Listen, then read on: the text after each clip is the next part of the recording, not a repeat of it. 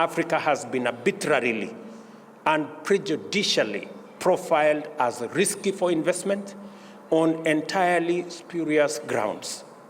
As a result, the volumes and financing available for African development are traditionally minute, and the cost of these finances is notoriously extortionate. It is difficult to avoid concluding that in terms of development financing architecture, the global system is rigged against African progress. It is our role, honorable members, it is our role to persistently bring to the attention of the world the importance of abandoning a fundamentally unjust global financial system and the prejudicial biases and attitudes that underpin it, not solely for Africa's sake, but to avert the collective peril of humanity. As African leaders, we have to canvass this agenda at every available opportunity in every forum. It is clear now that the climate crisis will be brought under control once the global financial and governance frameworks facilitate Africa to emerge as the champion of a green industrial revolution. To get there, we have to deepen African unity, sustain and intensify our collaboration, and speak in one firm, clear voice.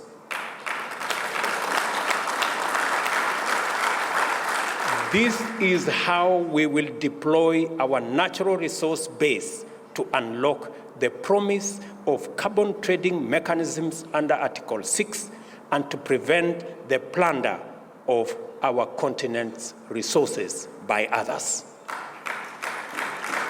Djibouti's geostrategic potential grows more immense as globalization advances and as geopolitical complexity intensifies.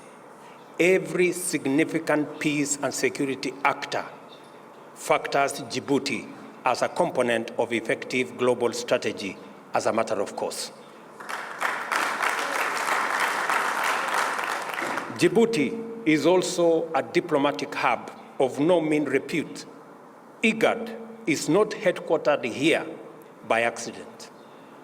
I commend the progress that Djibouti is making in mobilizing effective consensus among IGAD members states on regional environmental peace and security issues.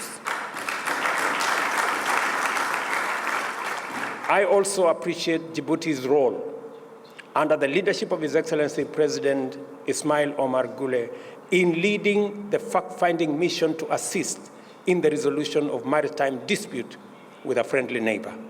Your good offices have been a tremendous source of comfort. To highlight the impressive scope and promise of appropriate continental instruments, let us reflect for a moment on the Africa Continental Free Trade Area. This single mechanism has inaugurated the world's largest free trade area. Under it, 54 countries have agreed to create a single market with a population of 1.4 billion and a GDP of US dollars 3.4 trillion. The free trade is projected to lift 30 million people out of extreme poverty and boost incomes by 7%, or US dollars 450 billion by 2035. This is the magnitude of what typical Pan-African collective action can achieve, and we are only getting started. Sequencing will always be critical in these initiatives. African integration will require freer movement of people and goods, which in turn call for better infrastructure and better connectivity. Yet the soul of free trade is the medium of exchange. The barriers to easy payments and settlements across borders within our continent are simply unsustainable. Let me give you an example. traders from Djibouti selling to Kenya or traders from Kenya selling to Djibouti have to look for US dollars. How is US dollars part of the trade between Djibouti and Kenya? Why?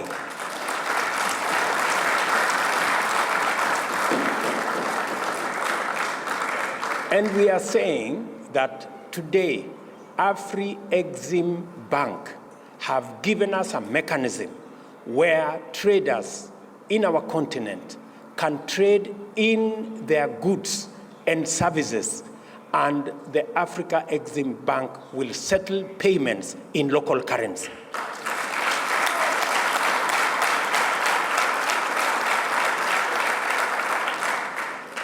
That is why Kenya champions the Pan-African Payment and Settlement System that is done by our own institution, the Afri-Exim Bank.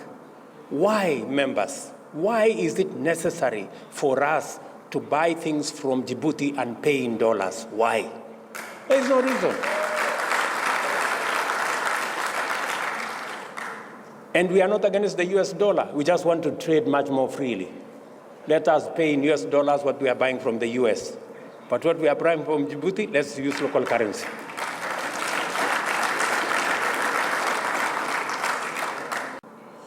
IGAD's ability to be consistent and effective in a context characterized by intensifying geostrategic complexity points us towards the quality of solidarity required for regional organizations like IGAD and multilateral institutions to meet the needs of our time.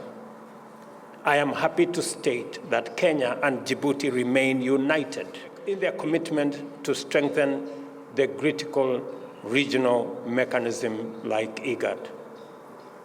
I therefore take this opportunity to thank the government of Djibouti for its steady commitment and unwavering support for IGAD, especially as the organization's gracious host.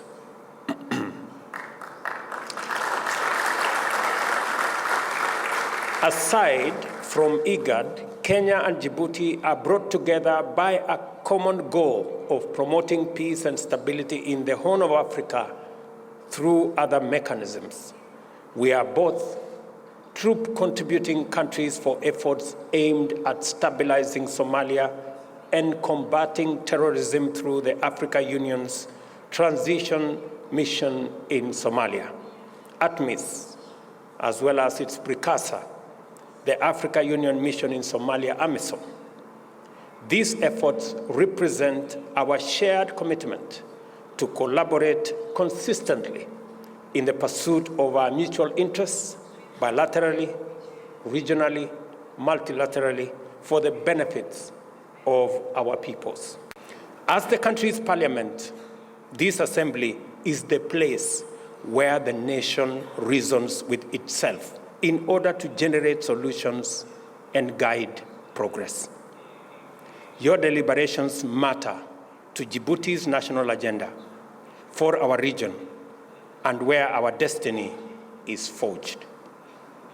And as a result, my coming here, ladies and gentlemen, is not just a visit. It is an opportunity to consolidate the friendship between our two people. I have agreed. We did agree that we are going to work on the visa requirements for our diplomatic and services sectors. And the processes between the two countries have been concluded.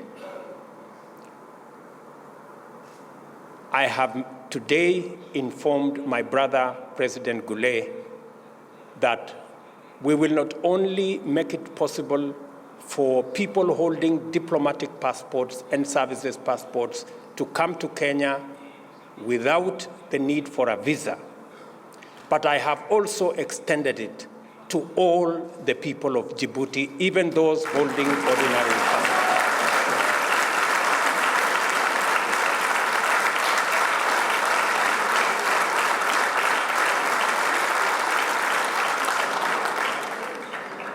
From today, it is now possible for you to travel to Nairobi and Kenya without the requirement of a visa.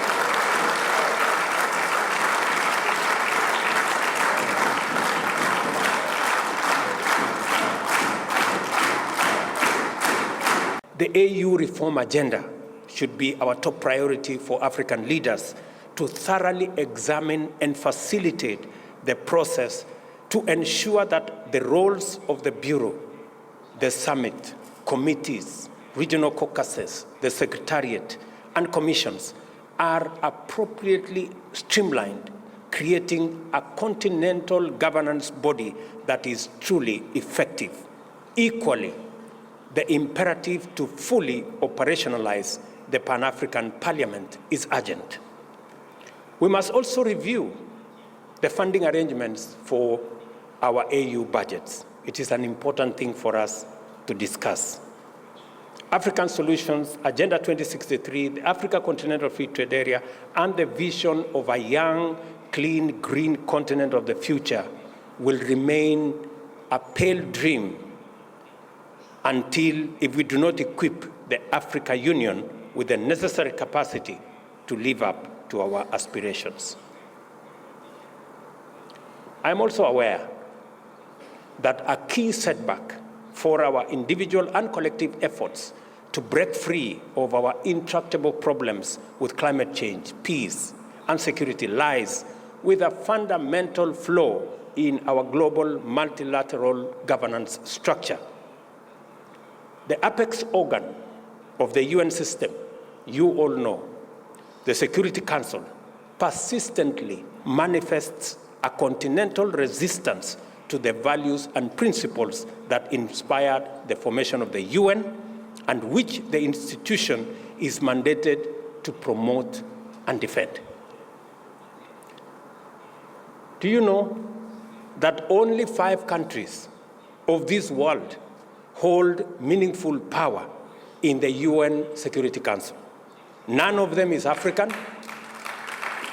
More than half of the world's population is not represented in the UN Security Council. It is neither democratic, it is not representative, it is not transparent, it is not accountable.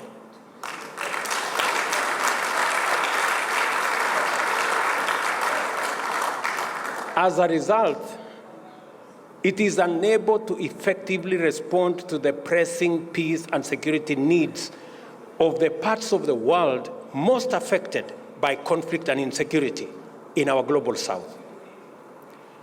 Its attitude to conflicts is geographically determined, and its intervention is likewise biased. In 2023, it should not be possible for the foremost institution of global governance to remain so egregiously exclusive and non-representative and claim to stand for any meaningful human norm.